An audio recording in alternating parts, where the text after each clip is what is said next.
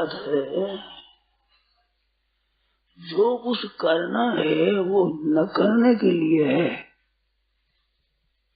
साधनों में अंतिम साधन कुछ नहीं करना है, तो सिद्धि में करना हो ही नहीं सकता। साधनों में करना है, वो करना एक पहली श्रेणी है। इसके बाद होना है, करने के बाद होना हो जाएगा, होना जागृत, और होने के बाद में है हो जाएगा। है में करना नहीं है, होना भी नहीं है, तो है में हमारे को पहुंचना है। इस वास्ते करना अपने लिए करोगे तो है में नहीं पहुंचोगे। अपने लिए करोगे तो आप तो स्वयं नित्य, करना अनित्य है, फिर करना मिटेगा ही नहीं। करना चाहे तो करो संसार के लिए, और चाहे करना सौंप दो प्रकृति को, चाहे करना करो भगवान के लिए, तब तो उद्धार हो जाएगा। और अपने लिए करने से उद्धार नहीं होगा।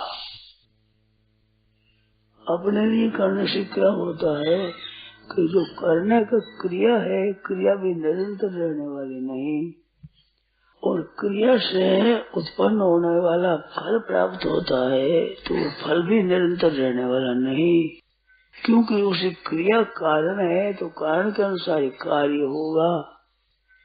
और आप नित्य रहने वाले हैं, तो ना तो क्रिया के साथ आप निरंतर रह सकते, ना क्रिया फल के साथ में आप निरंतर रह सकते। इस वास्ते संग और क्रिया, क्रिया के अपना संग और क्रिया के त्याग के साथ से बात करेगी। यदा ही इंद्रियार्थेषु न कर्मसु अनुसज्जते, इंद्रियों की अर्थ जो पदार्थ है उनमें भी आसक्ति न हो और क्रियाओं में आसक्ति न हो, और भीतर का कोई संकल्प न हो, उसे त्याग तो योगारूढ़ होता है। तो अपने लिए न करने से योगारूढ़ होता है। हमने तो एक जगह पढ़ा है कि अपने लिए करने वाला तो आसुरी प्रकृति वाला होता है। हिरण्याक्ष हुआ कि मैं कभी मरूं नहीं, अपने लिए किया कि मैं नहीं मरूं कभी, तो अपने लिए किया, तो अपने लिए करने वाला आसुरी वृत्ति है। देवी संपद विमोक्षाय निबंधाय आसुरी मता, आसुरी संबंधी बांधने के लिए होते। इस वास्ते गीता ने कहा आप ब्रह्मलोक, आप ब्रह्म भुवनार लोक पुनरावर्ती, ब्रह्म लोक तक लोग जाते हैं तो पीछे लौट कर आते हैं। मानो कोई क्रिया का फल वो नित्य नहीं रहता। आप ब्रह्म भुवनार लोक पुनरावर्ती मामू पेज कौन थे पुनर्जन्म न विद्यते, तो मेरी प्राप्ति होने के बाद पुनर्जन्म नहीं होता। तो भगवान के लिए तुम कैसे करें? अपने लिए न करके दुनिया के हित के लिए करें, और इससे भी बढ़िया है कि भगवान की सेवा के लिए करें।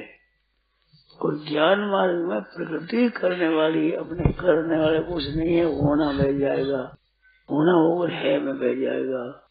और भगवान के लिए, दुनिया के लिए करना पड़ेगा पहले, फिर ये भी होने लग जाएगा। सत्य फलेच्छा मिट जाएगी तो दुनिया के हित तो होने लगेगा, उनको करना नहीं पड़ेगा। जैसे सूरज भगवान आते हैं तो उसको करना, प्रकाश करना नहीं पड़ता है, भय दूर करना नहीं पड़ता है, ठंडक दूर करनी नहीं पड़ता है। ये तीन चीजें, ना भय दूर करना पड़ता है, ना ठंडक दूर करनी पड़ती है, ना अंधकार दूर करना पड़ता है, ये स्वतः ही हो जाता है। ऐसे ही करना होने में बदलने पर आपसे होने लगता है, होने का परिणाम फिर है हो जाएगा। जहाँ करना बनता ही नहीं, करना हो ही नहीं सकता। करना एक क्रिया होती है, क्रिया और पदार्थ ये प्रकृति के कार्य है। प्रकृति कार्य होने से जो पदार्थ है वे भी बदलते रहते हैं, क्रिया भी बदलती रहती है, स्थिर दोनों नहीं है, प्रकृति है। इसमें क्रिया है, पदार्थ है। तो क्रिया और पदार्थों से आप असंग हो जाए तो तत्व की प्राप्ति हो जाएगी। क्रिया और फल सब दुनिया के लिए करो तो कर्म योग हो जाएगा, और ये क्रिया और पदार्थ भगवान के लिए भक्ति योग हो जाएगा।